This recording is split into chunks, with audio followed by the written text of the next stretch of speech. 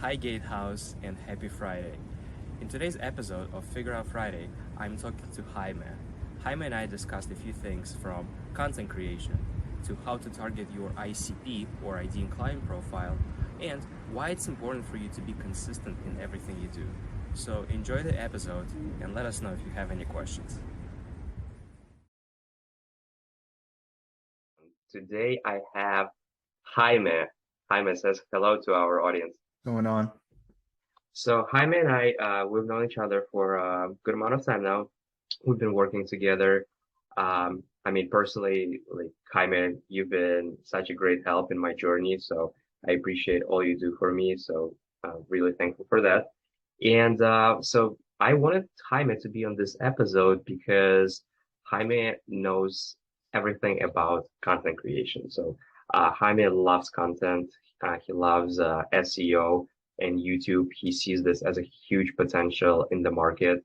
He sees this as a like literally like winner of the game when you think about it. So Jaime, please share with us what do you think about content creation? How do you do this? What do you have in mind when you're creating that? And how do you target actually the people that you want to target? Yeah, absolutely. A bunch of great questions there, honestly. And this is, like you mentioned, honestly, this is one of my favorite topics to dive into when it comes to marketing and branding yourself properly. I know one of the main things you wanted to talk about was basically targeting your ICP, your ideal client profile, right? With content. And this is also like one of the more specific points of creating content that is the reason for why I'm always basically reiterating how important creating content is. Well, you don't want to just create content for engagement. I mean, you want to, that's going to give you some following. But if you're in the business and trying to generate sales, I think that's really important that you actually hit your ICP. Yes, absolutely. So obviously there's many different types of content that we can be creating, and you should be striving to kind of vary that as much as possible, whether it be through different mediums or just through targeting different topics. We're not always trying to create content that directly ties, let's say, with a product or a service that you're offering, right? It's not about that. It is about that sometimes when you're getting to lower a funnel, like processes and things that you want to share.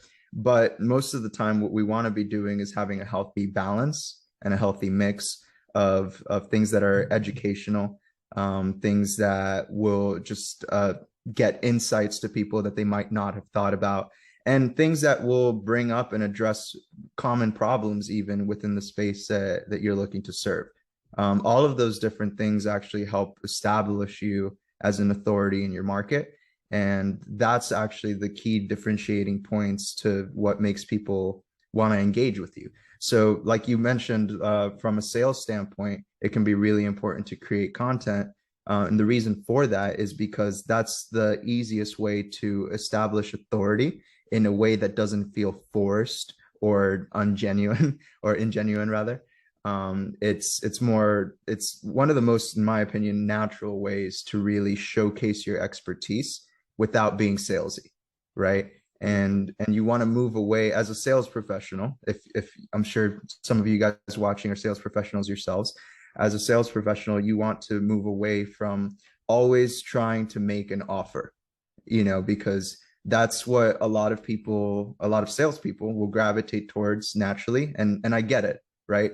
It's your job to kind of present what options are available for the prospects and the audience that you're building.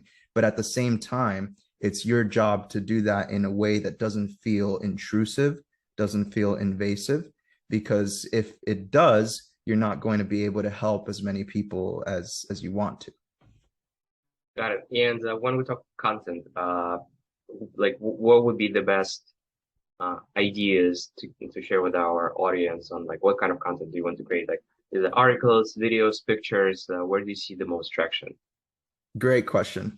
So I'm a big fan, like if you're not doing anything at all, I'm a big fan of getting you started into video as quickly as possible. But that doesn't mean that other channels aren't important. Honestly, like the healthiest balance is to have, again, to have a variation of the content that you're creating. And those pieces of content work synergistically.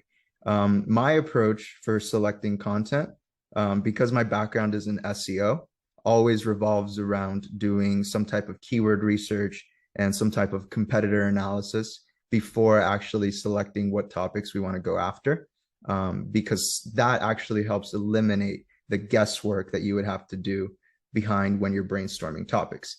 And I know a lot of times when we're talking about creating content, like depending on who you're talking to, one of the most common questions that I've seen come up time and time again is like, well, what do I talk about? Right. Mhm. And there's a couple ways that you can figure out what is the best topics or what are the best topics for you to engage in first. And once you actually get the ball rolling, it becomes a little easier to just continue that momentum.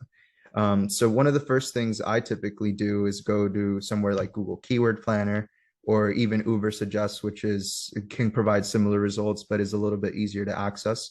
And then I'll type in a keyword phrase.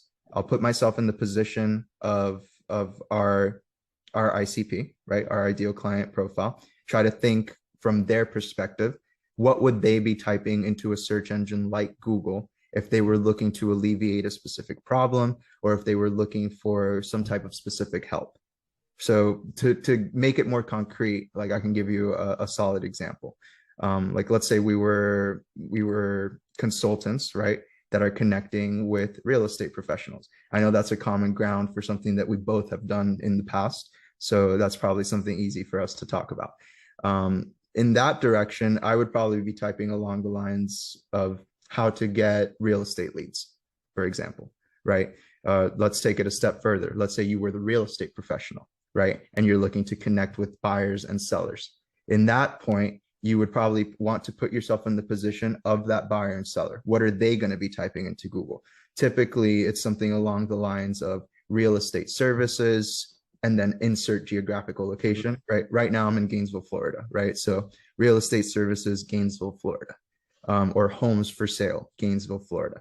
And what you can do with the tools that we just mentioned, like Google Keyword Planner and Ubersuggest, is simply type in that phrase, and then we'll get a list of suggested phrases along with the volume of as explaining how many times those searches are actually being conducted. So we'll have a list of let's say even 50 phrases now with the keywords specifically that people are typing into Google and other search engines. And it'll tell us this phrase is being searched 10 to 100 times. This phrase is being searched 100 to 1,000 times. And that actually will help us break down a strategy in terms of like, okay, well, these phrases are getting the most searches. You have to use a little bit of logic here, right? Because not every phrase is going to be completely relevant to what you want to talk about. Mm-hmm. But just having a list of phrases in front of you that you can just read through and go down the line and check, yeah, this is good. This would be good to write a topic about. This would be good to make a video about, will actually help you understand what pieces of content you should be creating based on what people are looking for, not what you feel like might be helpful or might be impactful, because there's probably some overlap and you could probably figure out some topics just by thinking about it from the top of your head, but that's not a scientific approach, right? A more calculated scientific approach would be to analyze the data that is there for you. I was about to say, so it sounds like you actually do a lot of data research before you do content creation, because you want to know actually how not to miss. Okay, and then okay, let's for example pretend we nailed it down. We looked at analytics, we looked at data, we started creating content. So what's the next big step? What's the next big mistake people make usually when they start creating content? They ignore the conversations they're already having.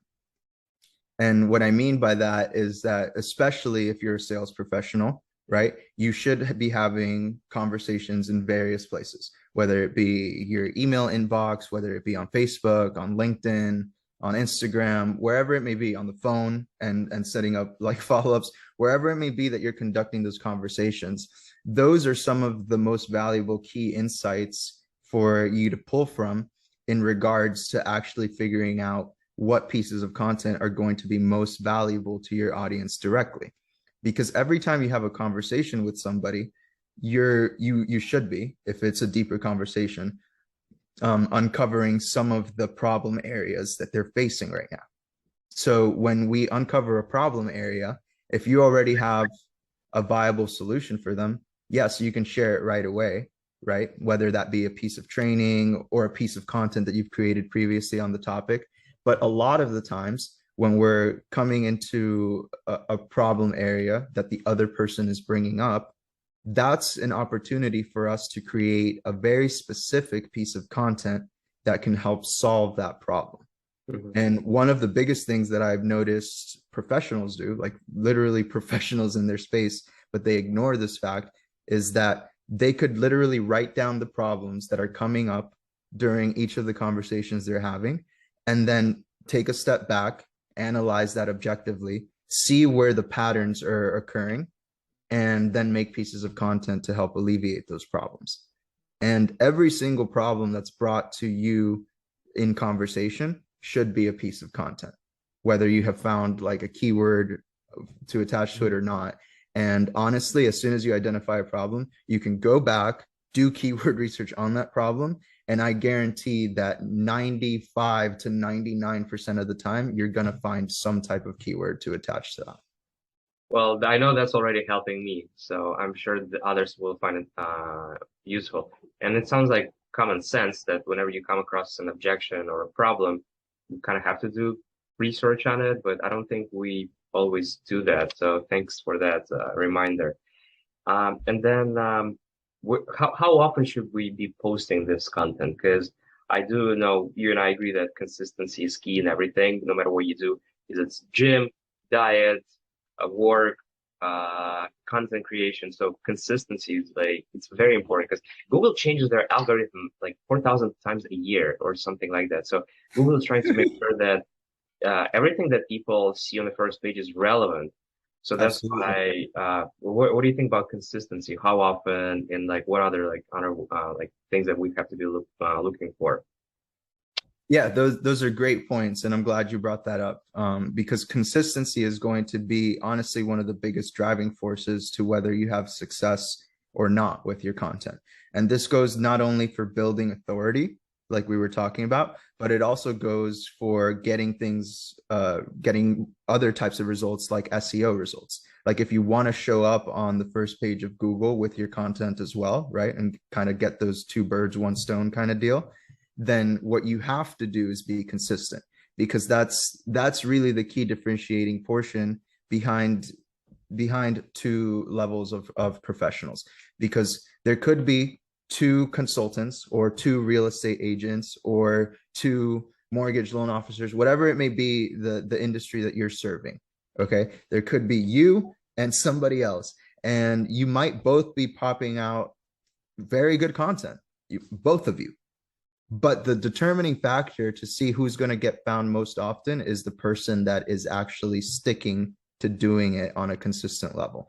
As far as how often we should be handling stuff, if you're already creating content for your website, which you should be, and you want to be pushing out articles and blog posts that are informative at least once a week.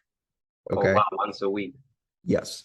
Yes. And that will actually create a consistent flow of traffic to your website over time, as long as you're doing proper keyword research, competitor analysis, and above all, staying consistent with those efforts. As far as video content goes, it's really all of these factors are as often as you can, is to be completely honest and transparent with you. But again, we want to set minimum standards for ourselves as professionals if we're looking to build a brand properly. So as far as video content goes, what I would suggest is, I know that can be a bit time consuming, but what you want to do is find your process to make it so that it's as efficient as possible. And we have some tips and tricks that, that can make the process for creating video content a little bit quicker, smoother. But at the same time, all you have to do is figure out your specific flow. Whether it, find what areas are the most time consuming for you, whether it be scripting or the actual recording process or editing the videos once it's actually scripted and recorded, whatever it may be. And if it's too time consuming for yourself, find a way to get it off your plate, at least that portion of the project. And that way you can stay consistent as possible. As far as volume goes, I would say at least every other week without excuse is probably the minimum that you should be pushing out some type of video content. And you don't have to go crazy, right? These don't have to be like 10, 15-minute, 30-minute videos. It really doesn't have to be like excessively long, as long as you're providing some type of value. Even a 30-second video can be pretty valuable as long as you're jumping right into sharing some type of information that will help whoever's viewing it. Okay, makes sense. So consistency every other week. Don't go crazy, but remember the rules that we've talked about.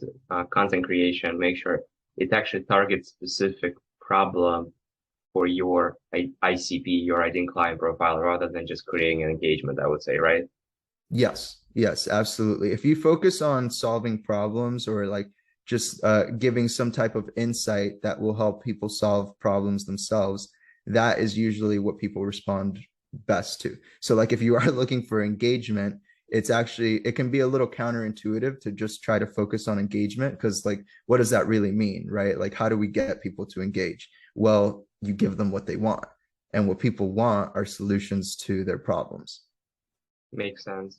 Well, Jaime, thank you. Thank you for sharing this all. This is super helpful. I mean, I know where I already can improve myself on becoming better at all of this. So any last words of wisdom to the audience before we take off here? Well, I would say just based on this conversation, like what we're really trying to hammer home here, guys, is that you want to stay as consistent as possible. So one of the biggest things that I like to say and remind my team of is that done is better than perfect. And sometimes we get a little bit too caught up in being perfectionists and trying to like perfect whatever it is that we're working on. But really that can turn into an excuse pretty easily. A lot of the times when you're perfecting something and working on it for an extended period of time, it's because you're too nervous to just release it. I can press the me button right now. And I've done it. I get it. I've created a piece of content that I was like, oh, I want this to be really good. But then I spent way too much time getting it perfect before pushing it out. And we eventually pushed it out, but it's like, did it really matter? Like, did we have to spend like an extra week, like tweaking all these little things? Like, probably not. Probably would have been just as effective if we had pushed it out because all the info was there, right? It's just that we're worried about silly things sometimes, like transitions and the right background music and making sure it's so like, don't get too caught up in those things. Just get caught, like what you want to focus on is providing as much value as possible. I think that's pretty good ending statement. That's awesome. And again, I can relate. So that's another one that I can personally take from this one. Well, anyway, thank you everyone for joining us on this another episode of Figure Out Friday. Jaime, again, can't say how thankful I am for everything you do and everything you share with us. Yeah, if you have any questions, please reach out to me or to Jaime directly. You can find him on LinkedIn, Facebook, YouTube, I'm sure as well. And yeah, thank you everyone again, and have a great weekend. Thank you, everybody. Thank you for having me, Alex. It was lots of fun.